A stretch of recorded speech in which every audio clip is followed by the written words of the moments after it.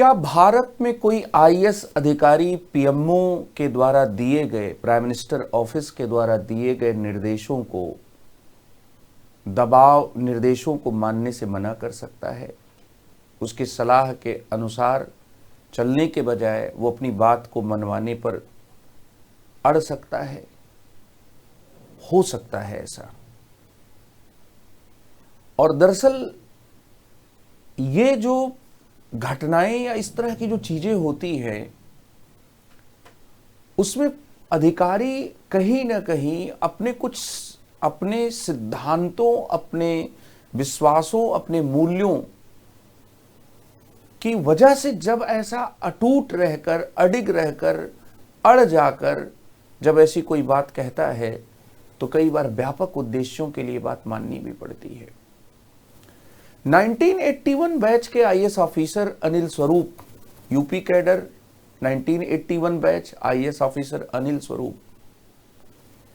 ने एक किताब लिखी है, not just a civil servant, जिसमें उन्होंने अपने प्रशासनिक अनुभवों को साझा किया है।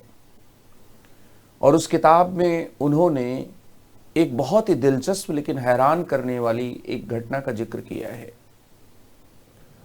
उन्होंने दरअसल उसमें दिखाया है कि पीएमओ में चीफ सेक्रेटरी के रूम में, कक्ष में, उनको ये परामर्श दिया जा रहा था कि कोल ब्लॉक की जो नीलामी है उसको देखने के लिए एक समिति होगी।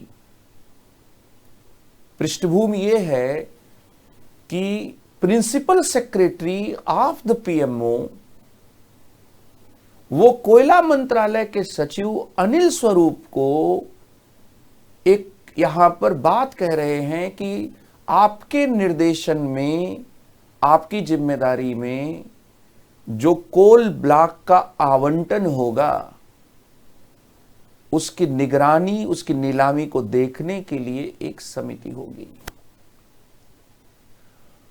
यहां पर अनिल स्वरूप लिखते हैं कि मैंने इस पूरे सुझाव का विरोध किया, क्योंकि मंत्रालय के सचिव होने के नाते, कोयला मंत्रालय के सचिव होने के नाते, मैं बिल्कुल ऐसा नहीं चाहता था कि ऐसी कोई कमेटी मेरे गले के नीचे देखरेख के नाम पर सांस लेती रहे। नीलामी की प्रक्रिया का काम मेरा था। और यहां पर कुल मिलाकर बात यह थी कि आप मुझे अगर कोई जिम्मेदारी दे रहे हैं तो आप उस जिम्मेदारी को देने के साथ ही, चाहे मामला कितना भी संवेदनशील क्यों ना हो, मुझे मुक्त हस्त से, खुले हाथ से काम करने के अवसर भी दीजिए। विश्वास कर रहे हैं तो पूरा विश्वास करिए। दरअसल अनिल स्वरूप ने यहां पर लिखा कि उन्होंने पूरी ताकत से जितने उनके तर्क थे, उन तर्कों के आधार पर उन्होंने एक ऐसी कमेटी जो कोयला मंत्रालय का, जो हम ये कह सकते हैं कि जो उसके द्वारा नीलामी की प्रक्रिया देखी जानी थी, उसका उन्होंने क्या है विरोध किया।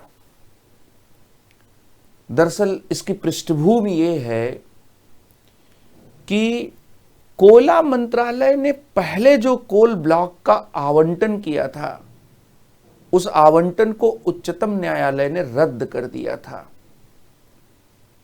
और उस पर भ्रष्टाचार के छींटे भी लगे थे। हालात यहां तक थे कि कोयला मंत्रालय के पूर्व सचिव एचसी गुप्ता साहब पर, अब सचिव एक आईएएस ऑफिसर और एक सीनियर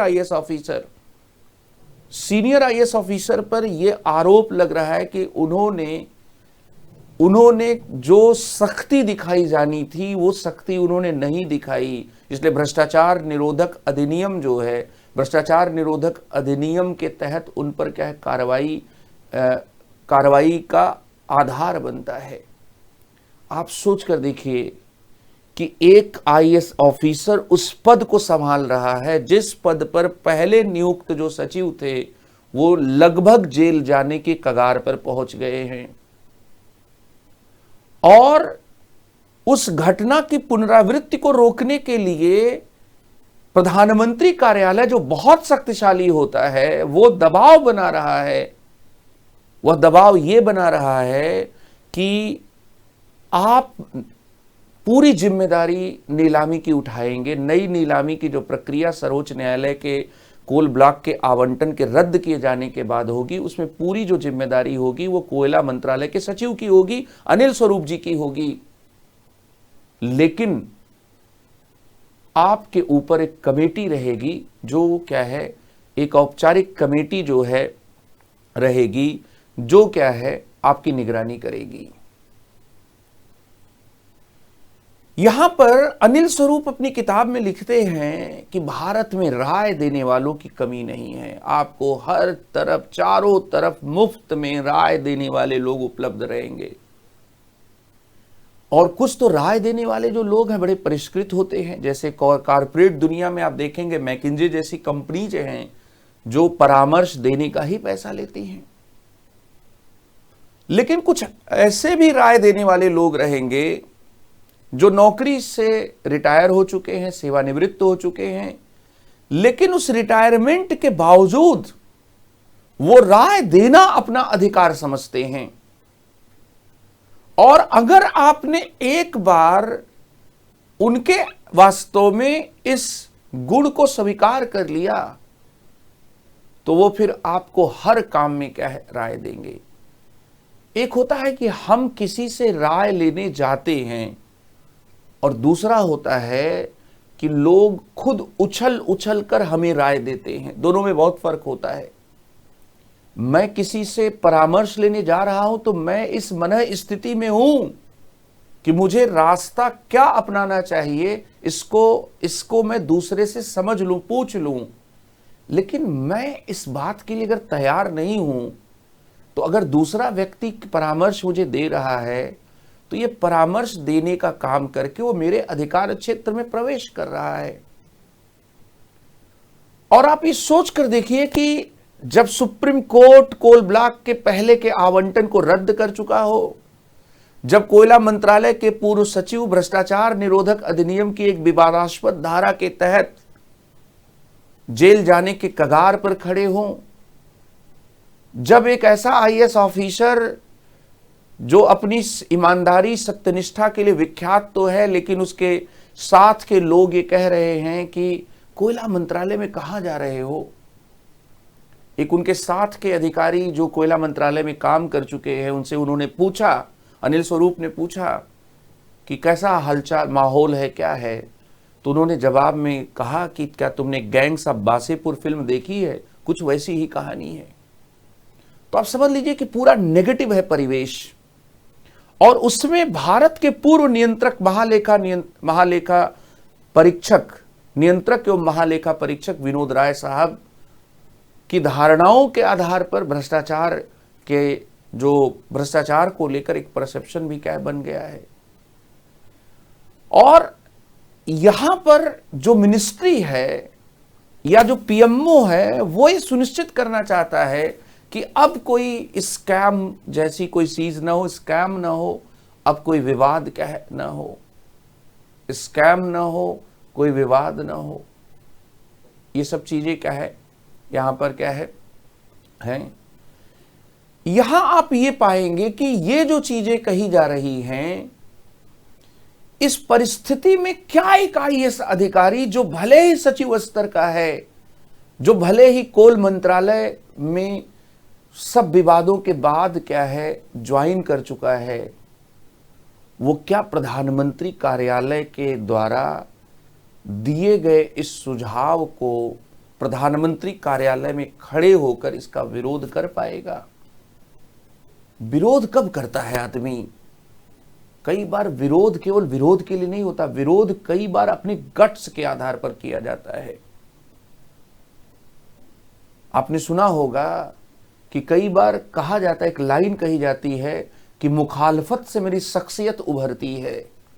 तो कई बार जब हम मुखालफत करते हैं तो हमें एक गहरा विश्वास होना चाहिए कि हम सच्चाई के रास्ते पर हैं और हम कुछ भी गलत नहीं होने देंगे, कुछ भी गैर जिम्मेदाराना क्या नहीं होगा।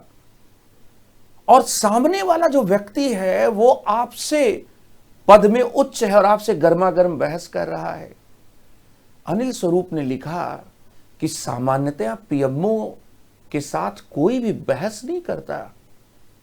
पीएमओ सभी मामलों में, प्रधानमंत्री कार्यालय सभी मामलों में अंतिम निर्णायक होता है। सुना सबको जाता है, पर अंतिम जो फैसला होता है वो पीएमओ ही करता है। और इस मामले में तो चीफ सेक्रेटरी ही क्या सामने थे। इसलिए जब व्यक्ति अड़ियल होगा तो अति अड़ियल होने का उन्होंने लिखा कि जोखिम भी था, लेकिन मैं अपना मन बना चुका था। मैं ये डिसाइड कर चुका था कि अगर मुखिया हूं मैं तो मैं ही नेतृत्व करूंगा। मैं किसी से परामर्श लेने का विरोध नहीं करूंगा। मैं खुद चाहूं तो मैं परामर्श लूंगा, लेकिन मैं किसी भी रूप में औपचारिक परामर्शदाता या परामर्श समिति को स्वीकार नहीं करूंगा। क्यों? अधिकारी क्यों ऐसा कहता है? जैसे आप कोई चीज, मान लीजिए कि आप गाड़ी चला रहे हैं और बगल में कोई व्यक्ति रहकर आपको लगातार टोक रहा है, अरे कैसे ब्रेक लगा रहे हो, अरे इस एक्सीलेटर को यार इतना तेज से क्यों कर रहे हो। आप अपनी स्वाभाविक गति से गाड़ी नहीं चला पाएंगे, आप सहज नहीं रह पाएंगे। दिक्कत यह है कि आप कंफर्टेबल नहीं रह पाएंगे। अनिल स्वरूप यहां पर एक बहुत जेन्युइन बात कह रहे थे कि या तो आप मुझे भरोसा कर रहे हो तो आप मेरे ऊपर भरोसा पूरा करो। आप निगरानी के लिए एक आदमी को मेरे साथ ड्राइविंग सीट पर बगल में बैठा दे रहे हो और मैं उसे हर सिचुएशन में पूछूं कि साहब यहां पर अब कैसे ड्राइव करूं, तो मैं तो पूरी तरह से नेतृत्व कर ही नहीं रहा हूं। और इसके साथ ही कई बार क्या है कि जब आप किसी चीज पर आसानी से झुकते हैं तो आपको झुकाया जाता है, और जब आप सिद्धांतों पर, वसूलों पर, आपके काम करने का तरीका लोग जानते हैं कि आप आसानी से नहीं झुकते हैं, तो आपके सामने कई बार सामने वाला अपना इरादा क्या है, टाल देता है। उन्होंने लिखा कि खूब शोर शराबा हुआ, नाखुशी व्यक्त की गई, और वह इरादा अंततः पीएमओ के प्रिंसिपल सेक्रेटरी का जो इरादा था कि कमेटी निगरानी करेगी, वह अंततः क्या है, टाल दिया गया। उन्होंने लिखा कि हमें राय साहब लोगों के योजनाबद्ध परामर्श से मुक्ति मिल गई।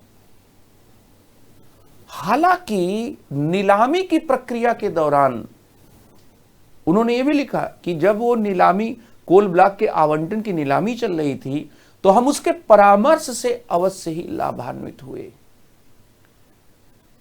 1981 बैच के यूपी कैडर के आईएएस ऑफिसर जो एजुकेशन मिनिस्ट्री में भी सेक्रेटरी की पोस्ट पर थे, कोयला मंत्रालय में भी सचिव थे, उनकी ये कहानी हमें इस बात को बताती है कि दृढ़ता जो कई बार होती है, अगर वह सिद्धांतों से, वसूलों से, ईमानदारी से पैदा होती है, तो वह दृढ़ता अंततः व्यक्ति को क्या करती है, अंततः व्यक्ति के पक्ष को मजबूत करती है। अगर आप नेतृत्व करता हैं तो आप में दृढ़ता कुछ मुद्दों पर आनी चाहिए। जो लीडर होता है वो लिजलिजा कैरेक्टर नहीं होता।